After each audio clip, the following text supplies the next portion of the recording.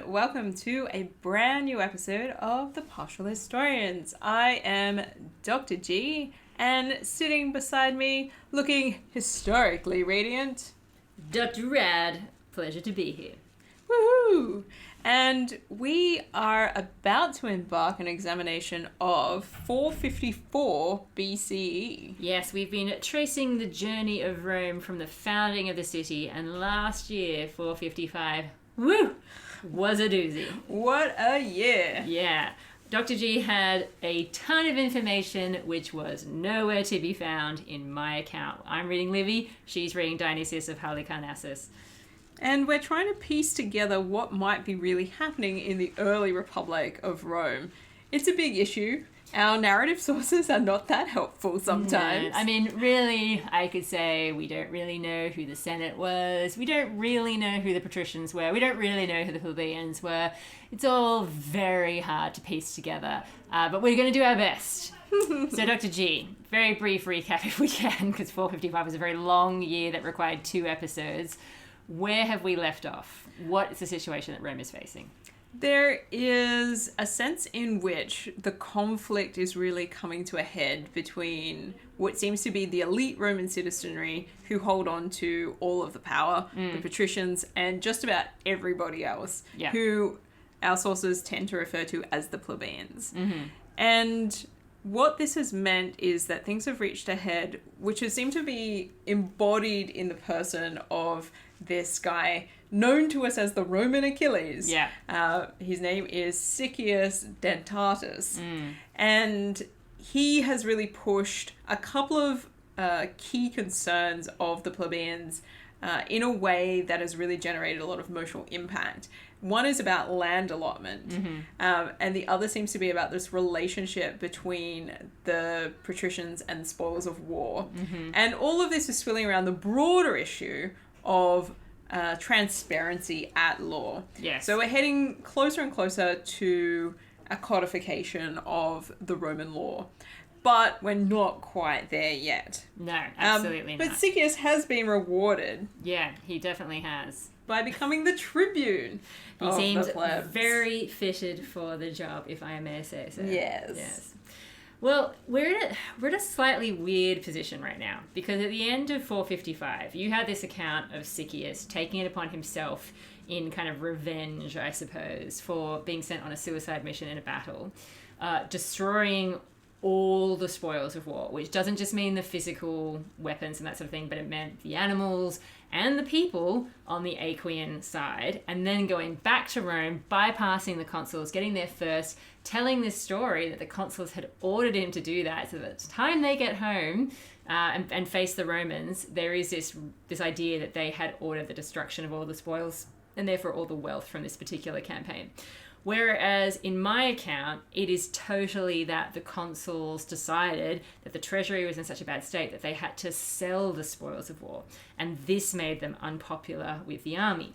Now, the other detail at the end of 455 for me was that this gave the tribunes an in for impeaching the consuls before the plebs. Okay, and that's basically where Livy had left off. Where I pick up for 454 is the old consuls, so the consuls that we were talking about the previous year, being brought to trial by the tribunes. So it's a fairly effortless segue for Livy. And the really interesting thing is the people who are named as being the tribunes who are bringing them to account are not Siccius. Okay, I've got the consul Romilius being brought to trial by Gaius Calvius Cicero, or Cicero. And then I've got Veturius being brought to trial by Lucius Aelianus, an aedile of the plebs. Okay, so no mention of Siccius once again. I think the refusal of Livy to talk about Siccius is frankly a weakness in his historical account. And again, I don't have a lot of detail here, Dr. G. All I get told is that they were found guilty, which really annoyed the patricians, and that the price is that they are fined. So Romilius is fined 10,000 asses, and Venturius is fined 15,000 asses.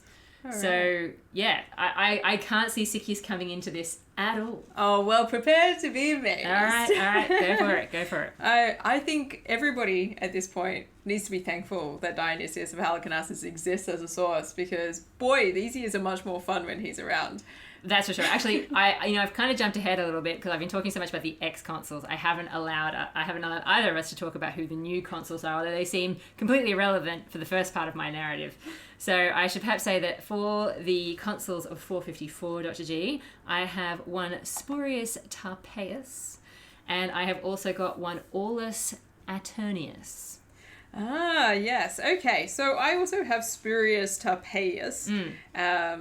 Son of Marcus, grandson of Marcus, Montanus, Capitolinus. Yes. Massive patrician. Absolutely. And then I have who Dionysius refers to as Aulus Terminius. Oh.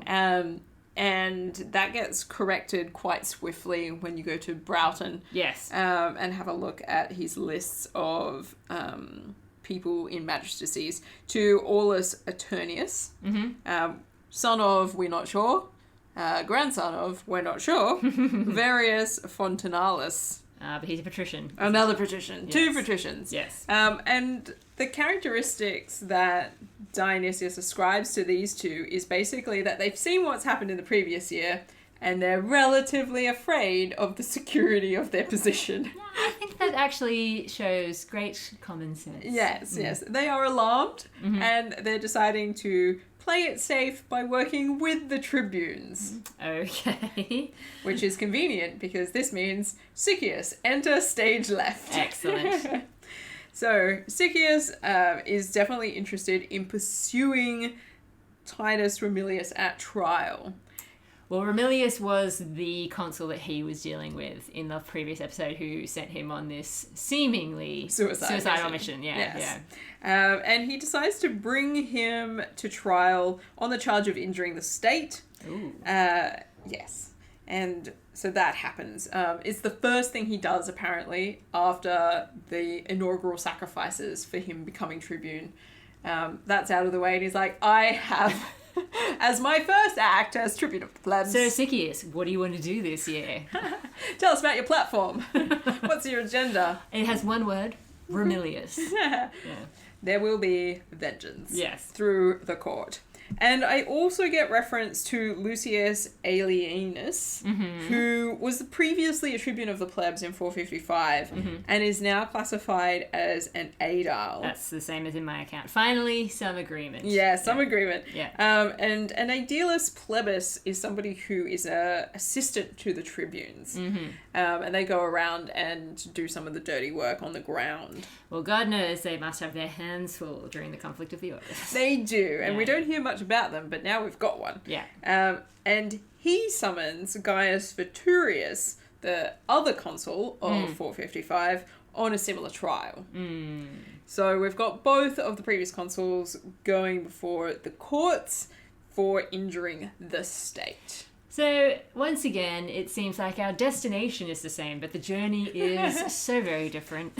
Yeah, different weaving paths. Yeah. And in order to facilitate these trials going well, because it seems like the tribunes have had trouble in the past with the patricians interfering with the gathering of citizens. Well, yes. Yes. Yeah. They call in literally everybody. As in to, like, physically be there? Yeah, Okay. literally everyone to be physically there. So Okay. people, farmers from the nearby lands, anybody who's got a claim to being a citizen of Rome in any capacity, high, low, anywhere in between. So many people turn up that the forum is overflowing into the streets around it. And this gives us an insight that it's pretty rare for most of the Romans to be present at political things in the first place. Sure. Because they don't have the space for it. And when everybody's there, it no longer works. Well, quite frankly, it doesn't seem necessary all of the time, but yes.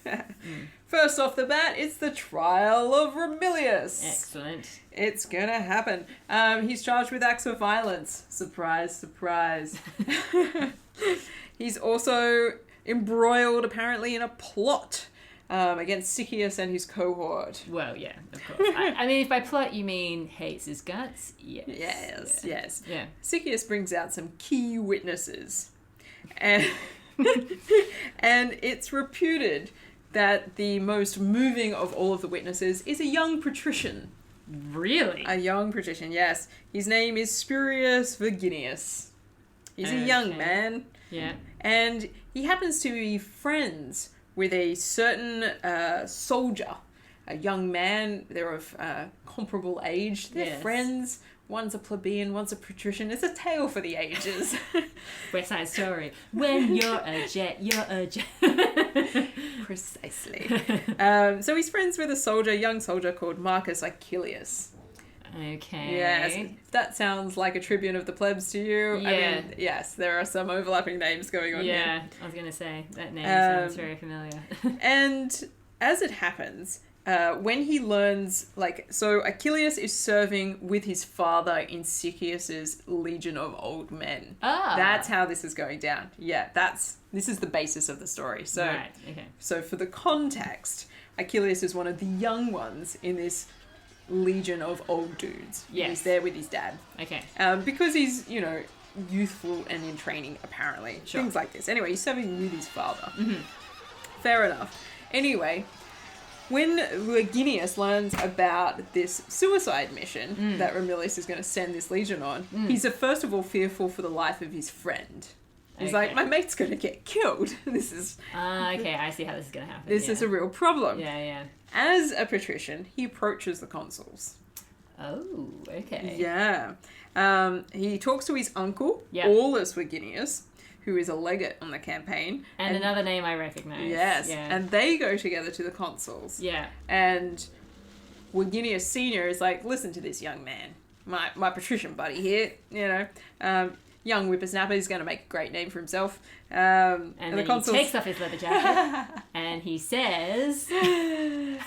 Please don't kill my friend. Could you spare Marcus Acilius? Mm-hmm. Would it be possible? Because this seems like a suicide mission and he's a good man and he doesn't deserve to die like this. Yeah. And I'm quite scared for his well-being. Let me guess. Romulus says a big fat no. Not even that. Yeah. But this message, this sort of attempt to intercede for his friend, really doesn't work out quite the way he expects it to, because then his friend is sort of dragged before the consuls, and the consul's like, well, your mate over here wants you to not be in the battle. What do you think of that? And really puts Acilius on the spot. Yeah. And Acilius is like, I want to show my filial duty to my father. I will go wherever he is sent. It's very nice of my friend Spurius to step in here and try to help out. I didn't know anything about this. But as everybody knows, I need to serve with my dad, and I need to go where he goes, and I'm part of this legion. Now there's a father-son relationship. Or there is a young man fearful for his life, having been brought before the consuls, That's true. who's like, if I don't say I'm going to do my duty, they are literally going to kill me. I heard what he said to Siccius. You're like, wait a minute. So everybody, this story is told as part of the trial, and everybody feels for him, and it's a really emotional moment because it shows a bridge between patricians and plebeians that the consuls won't permit this bridge to be made. It's the consuls that stand in the way of it. Yeah. And then the Aquilia called into the trial as well, father and son, to speak as well. Yeah. And the plebeians are crying by the end of it, because it's this tale where they go into battle and they think they're going to die, and, they come out of the other side because of Siccius. They both survive, but it's traumatic. Yeah. And, the things they have to do on that battle are horrifying. I was actually thinking about that. I mean, the trauma of being a soldier at this point in time. Yeah. I mean, I don't think I could just slaughter X amount of horses just because. Yeah, it's huge. Yeah. What Siccius asks of this legion is massive. Yeah, definitely. And it's no wonder that everybody's crying. Yeah. So then they're like, okay, well, it's Romulus' turn to speak. Strapping myself in for disappointment. He is neither deferential, Of course not. but haughty and boastful of the irresponsible power of his majesty. He's pretty pleased with himself, actually. Yeah. He's like, I did what I had to do. I'm a consul. I make the rules. It's a battle. You do what I say. It's the way it is. I hate to say it, but he's not exactly wrong. He's apparently found so guilty that every tribe votes to condemn him. Which is massive as well, I have to say. Every tribe voting to condemn a consul. That's big. When actually, he's not He's just doing things that consuls do. Yeah, I mean, I guess... I mean, it's not great that he did them. They're not just looking at his treatment of Sychaeus, though, are they? They're looking at the whole issue of the spoils as well. I mean, this is presumably the big thing that convicts him, not really his, the fact that, you insulted Sychaeus, you bastard! Yeah. They're like, you destroyed all of the plunder! Yeah. Yes, so he gets fined, as you say, 10,000 asses. Okay. Which is not a lot of money. Not a lot of money for a patrician, really. So, never mind. Dionysius himself inserts himself into the narrative personally in this moment. Okay. Yeah.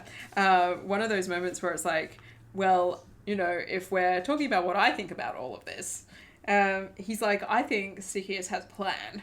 And I was like, dude, you're writing this history. You always knew he had a plan. You're constructing his character. Also, you created his plan. He's very possibly fictional.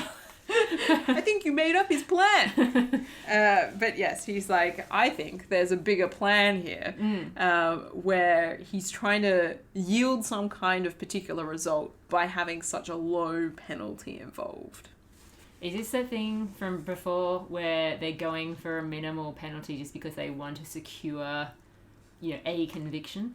Is it the same? I think Dionysius is trying to foreshadow something that's going to happen later in the narrative. Yeah, okay. But it's not really that clear either.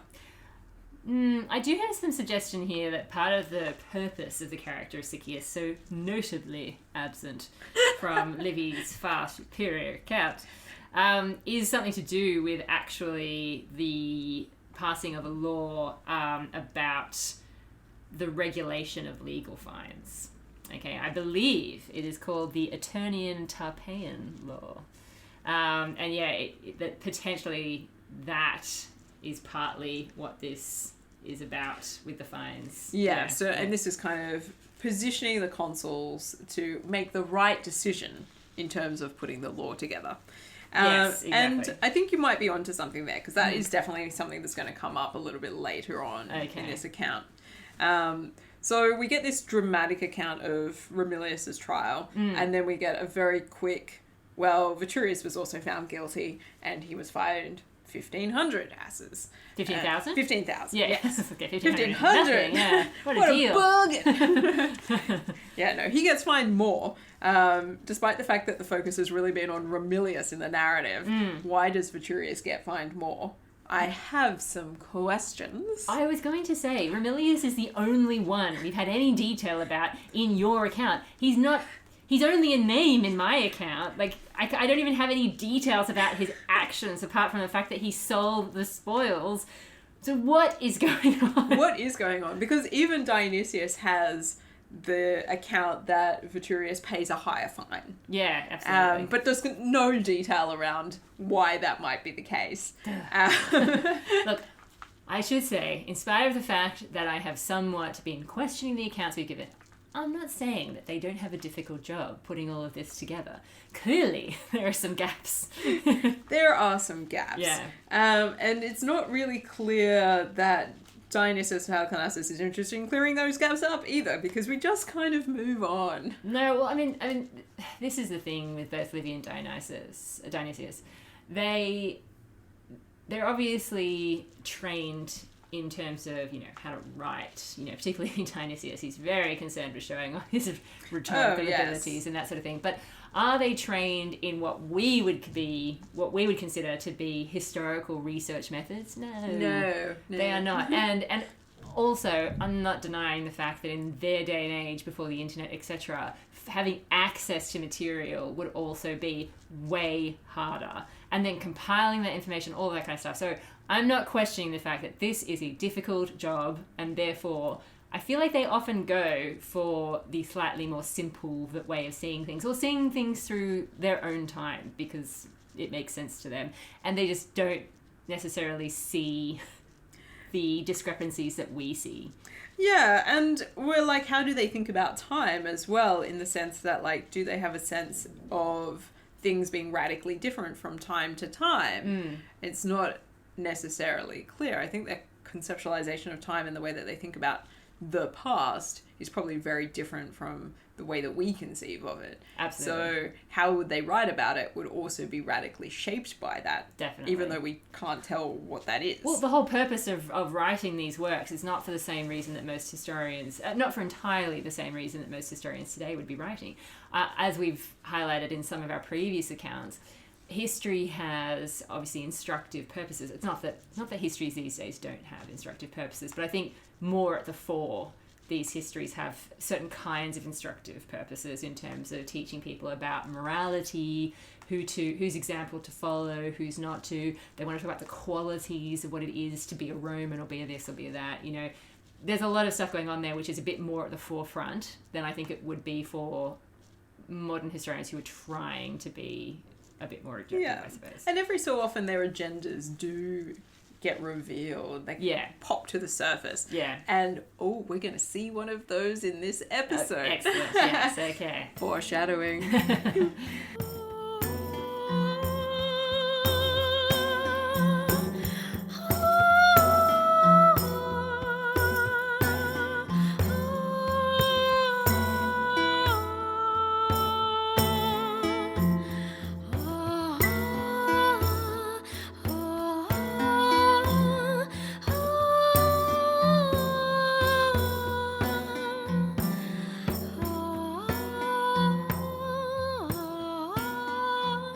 So the consuls who are left behind, so that is reminding me of my names again. Spurius Tarpeius, Aulus Saturnius. Oh, so they put together this law that we call the Lex Eternia Tarpeia. Yeah. And note that it's named after the consuls, guys. I said this in the previous episode. That's how you name a law. That is how you name a law, and it makes sense because then you're like, it's those guys. We can connect it to them. And it is about allowing magistrates to fine citizens, but it also sets some maximum penalties on the fines that can be applied. So this is to do with cases of disrespect, illegal attempts against authority, and there is to be an upper limit of a fine for this kind of thing, which involves 2 oxen and 30 sheep. It doesn't sound like an awful lot. I mean, not for your average person, of course. Yeah, oxen are very valuable. But, I mean, for your average elite person. For a patrician, I don't think this would be any skin off their nose. No. For a plebeian in the street, probably. This is interesting because, I feel like my consuls are a little bit nervous at first, obviously, because they're now aware that something could happen. But Livy doesn't mention anything about this. He just goes straight to talking about, like, the law about the laws. Ah, yes. Yeah. Well, the next thing that happens, according to Dionysius, is that there is then a consideration in the Senate of the law which the tribunes press to have drawn up that should bind all the Romans alike and be observed forever. Now, this seems to be a reference to the law about the laws. Definitely. And I think we've been talking about this so much that sometimes I think the meaning of this can get a bit lost in the grand scope of things. But really, when we're talking about the conflict of the orders, as we've talked about in a previous episode, it's very hard to figure out exactly what the agenda of the people at this time was. It's probably not as clear-cut as Livy and Dionysius are making it out in terms of patricians versus plebeians. There's definitely some nuances here, and these groups are not quite as solidified as Dionysius and Livy are making out, because we're talking about the early republic here. We're talking about these groups still emerging, still forming. There are changes going on which we're probably not privy to at this point in time. So it's not as simplistic with that. But also, there is a temptation for them to retroject stuff from their own time and stuff from the later part of the conflict of orders and put it back into this time. And really what we need to try and do is to try and see it a bit more clearly in terms of what exactly were the objectives at this particular time, because they, of course, didn't know that they're living through this thing called the conflict of the orders. Like, No. This is obviously a label we've given it later on. We're connecting the dots here. So really at this point in time, this law about the laws is about protection, I think. About making sure that they have... there is obviously a little bit more equality in terms of how the state is going to be run, and I think that has to do with the fact that, as we mentioned before, the patricians do have a particular connection to religious authority and priesthoods and all of that kind of stuff. So I think they are after protection and they're after clarity. It's not that they don't know how anything works. Obviously they do, and that's partly because of the nature of living in this time. A lot of stuff would have been oral. A lot of contracts and deals and that kind of stuff probably would have been oral. People would have seen business being done in the open. Parents would have trained children. Patrons are obliged to, provide legal advice to their clients. And so it's not that nobody knows anything, but it is about that protection from the abuse of the position of extraordinary power that these very elite people, who we call the patricians, seem to have under their control. And it seems that the plebeians are right to fight for it. Absolutely. Because the patricians are very resistant. Oh, for sure. Can only mean that power is being abused. Well, and as I said previously, the patricians' answer is always no, because they're very good at sticking together and just maintaining this attitude of, no, we see nothing. But I think we're about to reach a really pivotal moment. Mm-hmm. And it includes Titus Remilius. Okay. I wasn't expecting you to say that. I know. Neither was I. And yet here we are. Dionysius of Halicarnassus. Thank you so much for your history. So we've got this proposal, which appears to be about the codification of the laws, as far as we can tell. That seems to be the inference here. There's a lot of discussion. It's all glossed over until Dionysius of Halicarnassus decides that he wants to bring in the perspective of Titus Remilius. Okay. Everybody seems surprised because Remilius comes out in support of this law. Okay, I feel like there's a caveat though. He's not just saying, I support it. It's, I support it, but... Not even. Really? This is a massive turnaround. Okay. We get into one of these rhetorical moments which Dionysius of Halicarnassus loves, where he puts a speech into somebody's mouth. But he comes onto the stage and he's like, all right, you don't need my backstory. You know my backstory. It's a tale of woe. But what you need to know is that I have always been with the patricians. I side with you guys. Yeah. You are the strong party. Yes. And I exalt the aristocracy. I do. And I have despised the plebeians for my entire career. So far, nothing has shocked me. But I have learnt, having been chastised by my own misfortunes and having learnt at great cost that your power is less than your will, I can no longer entertain the same sentiments. Wow, he's a changed man. Yeah. And it's like, you weren't powerful enough to save me. And I think that means something around here has got to change. Whoa. And he's like, I'm just another example of another patrician who's been dragged through the mud because you guys cannot maintain absolute power.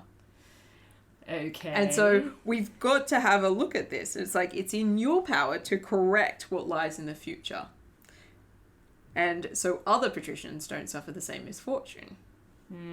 So I'm urging you, as a statement of pragmatism, that you're going to have to change. Again, none of this is in my account. This is just incredible. I feel like this is why Titus Remilius has been built up so much in Dionysius' narrative. Because he wants to give us a way in through speechifying to understand how the Romans are. And we have to keep in mind all the time that his purpose is to explain the Romans to the Greeks. True. Yeah. Do they understand the Romans? Not at all. Do they want to understand what's going on? Kind of. Boy, do I have a book for you.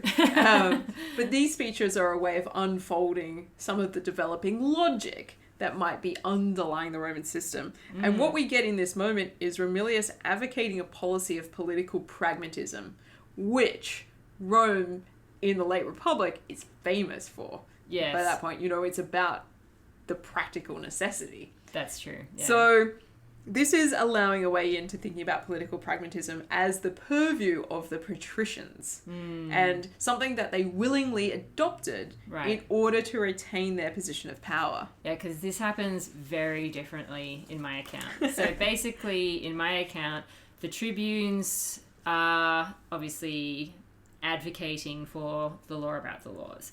Not to a crazy point, it doesn't seem like it's a fever pitch point. And then after the trials of the previous consuls, the new consuls aren't going to back down, even though they've just seen the example of these other two patricians who have fallen afoul of plebeian people. They aren't going to let this law go through. And the tribunes are like, yeah, okay. We'll be a bit more reasonable, okay? Let's just talk, man to man. Let's forget about all this nonsense, political conflict. What is it really getting us, guys? I mean, look, we're just spitballing here. If what we're putting forward isn't your jam, tell me what it is you're into. I mean, maybe, and this is just a crazy idea, guys, maybe we have some people come forward from the patricians and some people come forward from the plebeians, and together we work out something that we're all happy with, guys. That just sounds way too much like democracy. This is never gonna fly. Well, this is where it all comes crashing down. The patricians say no. This is a real surprise, I have to say. Not entirely. They say, look, that's not a bad idea about a group of people coming together and discussing, this whole situation with laws and what we're going to do. However, you can think again, pal, if we're letting plebeians anywhere near this process.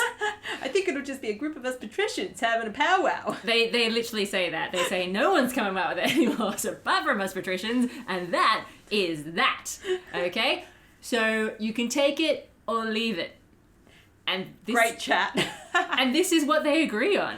Oh, what? They finally, I guess they finally see it as some sort of progress. At least the patricians are agreeing that there needs to be a codification of laws. Okay. They're just not going to push the point that they're going to be involved in the process in a, in the higher up party that will be just, discussing the laws and that kind of thing. I feel like I should pause there because I've got one final thing to say. Yeah. And I don't want to... I feel like I'm going to be jumping ahead too much if I get into it. I think our narratives are really starting to deviate because Romilius is not finished with his speech yet. Oh, sorry. I thought he was done. Oh, no. And things are about to take a turn. Yeah, again. Okay. Yeah, so he basically says, look, political pragmatism is the way to go. Sure. Doing the same thing and getting the same results, the definition of insanity, Yeah. all of that kind of stuff. Yeah. We keep getting banished. We keep getting punished. Do we want that? No. I think what we really... Come on. Have they really suffered that much? Apparently they have. Yeah. Apparently that it's a real problem. And he's like, so, why don't we try something different? Why don't we go and talk to some states that actually do seem to run well and go and seek some advice? And you know who I think we should talk to? I think we should talk to the Greeks. Okay, this is the bit of detail I was holding back on. In my account, after they reach this agreement of sorts, they send out a little band made up of Spurius Postumius, Albus Aulus Manlius, and Publius Sulpicius Camerinus to Athens in order to make a copy of the laws of Solon and to learn about the Athenian institutions, customs, etc., and to study the Greek states. Fascinating. Yes. Yes, because I'm like, as far as like Dionysius of Halicarnassus is concerned and the things that he's trying to do with his narrative, this feels like a very self-serving speech. Being like, let's talk to the Greeks about how they do it. And you can imagine the Greek reader being like, finally. Well, look, modern academics have suggested, obviously this is something that pops up in both of our accounts, modern academics have suggested that this is obviously an attempt on part of the Romans to link their very big first codification of their laws, the 12 tables, which is what is coming at the end of this process. I know you guys are probably sick of hearing that, but it's coming. It's coming.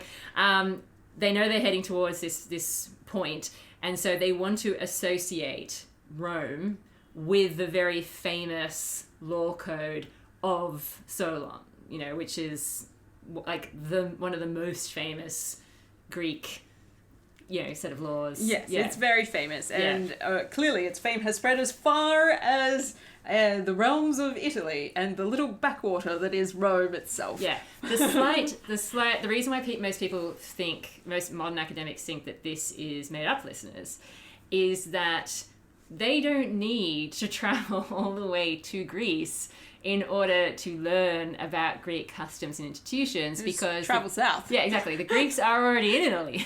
They're down south. There is a bunch of Greek colonies already there, which may be how they learned about it in the first place. But maybe somebody wanted a trip to Athens. I'm just saying, most modern academics don't think that this actually happened. I don't know. I could see myself going on a summer trip, heading over to Greece, checking out the laws, you know, coming back. Oh, that's a nice tan. I mean, again, it's hard to see this in the bigger picture, but what I'll talk about in a bit more detail when we finally get to the 12 tables themselves is that there is also a bit of parallel narrative structure going on. Because the law code of Solon is particularly famous because it was a lot less harsh, particularly on the everyday person, than the previous law code, which supposedly was set down by Draco, where we get obviously the term draconian law from, which was apparently very, very severe. And there's this whole bigger process in terms of the political journey that Greece took. And it seems as though our ancient accounts are loosely structuring the journey of Rome to resemble that of Greece at this point in time. And the codification of laws is just a part of that journey. It won't really make sense for me to go into it right now, so I'm not going to go into the huge detail of it. But once we get to the 12 tables, you'll see how there are certain parallels to what has happened in Greek history and what they're now saying is happening in Roman history. Yeah, and this is going to be a sort of an interesting journey because Rome is interested in defining itself in particular ways.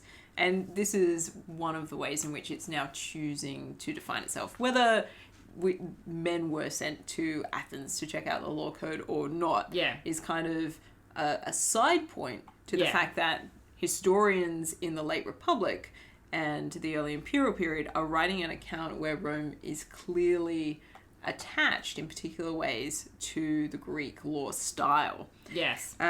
So we have Romilius giving us this we need to travel to Greece as like this idea that's come out of nowhere. But it's clearly not an idea that's come out of nowhere because immediately the consuls step out and support his opinion, and apparently their speeches have been prepared. Okay. Yeah, so they knew that was coming. Mm-hmm. And then we have Siccius come out, and he praises Romilius. Burying the hatchet, guys. Yeah, for changing his opinion and, prioritizing the public good over private grudges. And he says, look, I think, he's shown his worth as a Roman citizen. I think we should cancel his fine. Okay. Whoa. What? Whoa. What? Yeah. Oh my Lord. Yeah, let's reconcile this. I mean, he's shown great Roman spirit. He doesn't need to pay the fine. Anyway, the rest of the tribunes come forward and they agree with this. So Siccius has clearly bound them all up and be like, look, I think you should get him off this thing. That seems like a good idea. Romilius, however, then has this chance to come out and be like, no, I have to pay the fine because it's already been consecrated to the gods. And if I don't pay it, the balance our relationship with the gods will be out of sync, and that will be a huge issue. So I really need to pay the fine. So it's a bit of like a, oh no, I insist. Oh no, I couldn't possibly. No, please, Oh. please. I couldn't. I insist. It's I me. couldn't possibly. What? No. Oh, come on. No. Oh, shucks. You. Yeah, it's one of those situations. And then we get this reference to the three guys. So we've got, you mentioned them already. Yeah. But I just want to emphasize that they were all consuls previously. Yeah. So we've got this consular party. Spurius Postumius was consul in 466. We're not sure about the first name of Sulpicius. It could be Publius or Servius. Apparently our sources don't agree. Yeah. Consul of 461, ? And Aulus Manlius, consul of 474. So some old bigwig consuls, all bound together. They're set up with some triremes, apparently. Okay. Who knew? Yeah. And off they go at the public expense on a sojourn to Greece. A fact-finding mission. How delightful. Yeah. Yes. And they had appointments on their ships sufficient to display the dignity of the Roman Empire. I don't even know what that would be, but I fair don't enough. know. Yeah. I mean, they're really fighting for their lives right now, so it's hard to say. But that's essentially the end of 454. I have one final, incredibly critical detail to wrap up this year, Dr. Yes. G. You just wait for it. I'm on my edge of my seat. Livy thinks we should wrap this year up by noting no foreign wars happened in this year. Just in case you were wondering. No. Yes, no. It was definitely about domestic stuff, wasn't it? Yeah. All on the home front. Yeah, definitely. All right, Dr. G. Well, not quite as wild a ride, but still pretty surprising stuff that's coming out of this time period. Yeah, look, I've got some questions about Dionysius of Halicarnassus right now. Hey, historian or just a fantasy teller? Nonetheless, that brings us to the partial pick.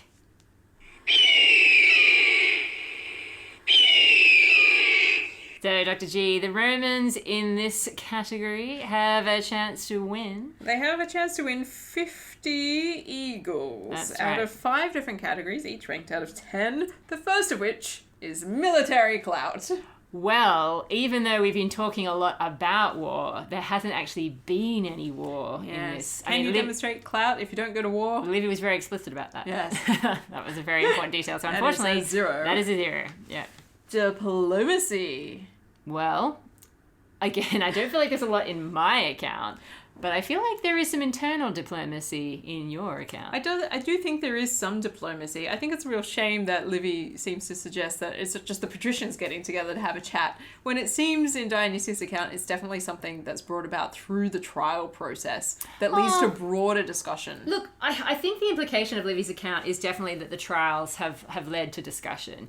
But in his account, I think it's more the plebeian tribunes seem to be trying a different strategy of being less aggressive about it and coming about it a different way.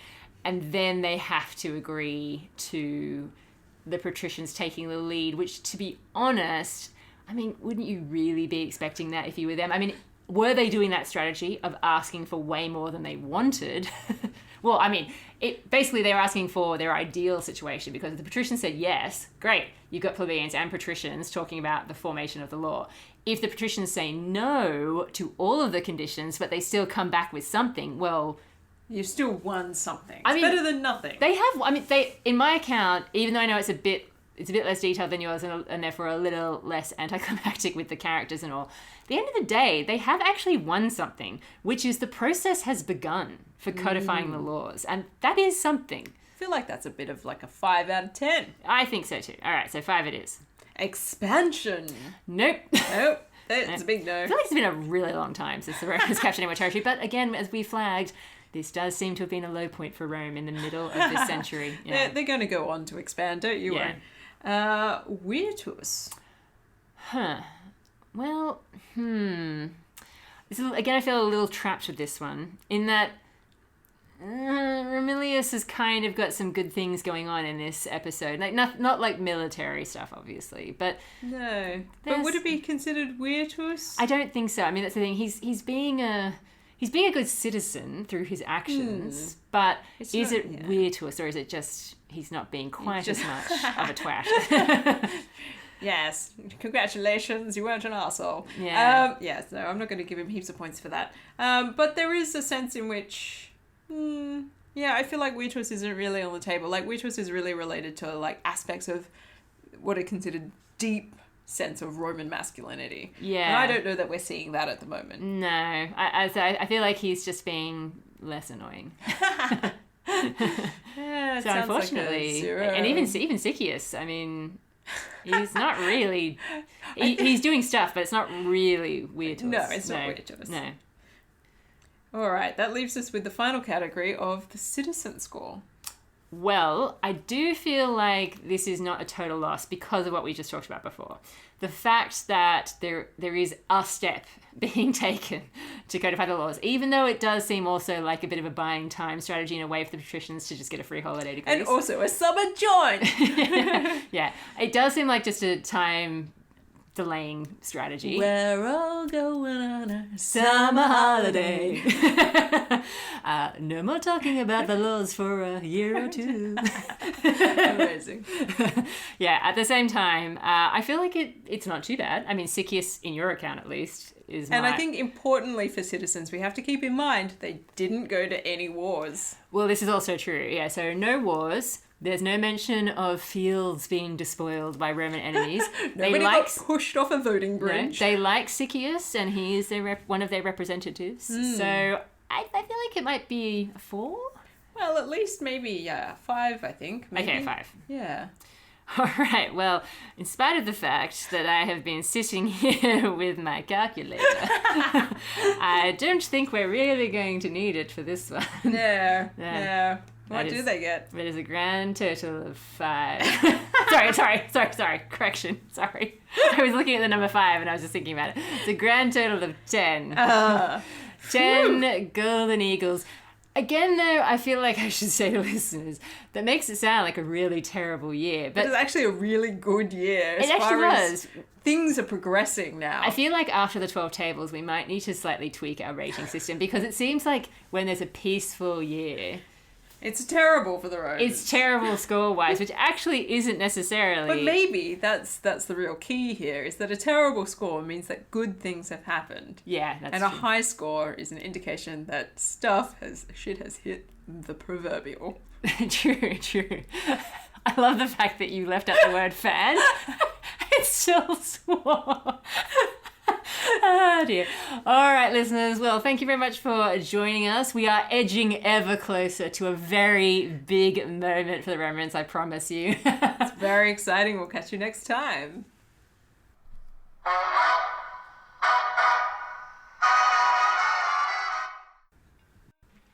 Thank you for tuning in to another episode of The Partial Historians.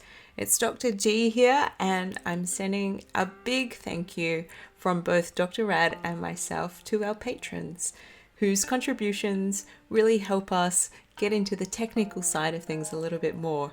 They can really take the credit for the precision that we're bringing to the table when it comes to sound quality and sound effects. So without further ado, I'd like to say thank you to Joel, Sharon, Roman, Savannah, Sean, Theodore, Mark, Paul, Tamara, Jacob, Adri, Justine, Nick, Zara, Dana, CW, Gunnar, and last, bringing up the rear, but with a big finale when it comes to the patron name. Thank you so much to the patron formerly known as Augustus Rules, Tiberius Drools. Catch you next time.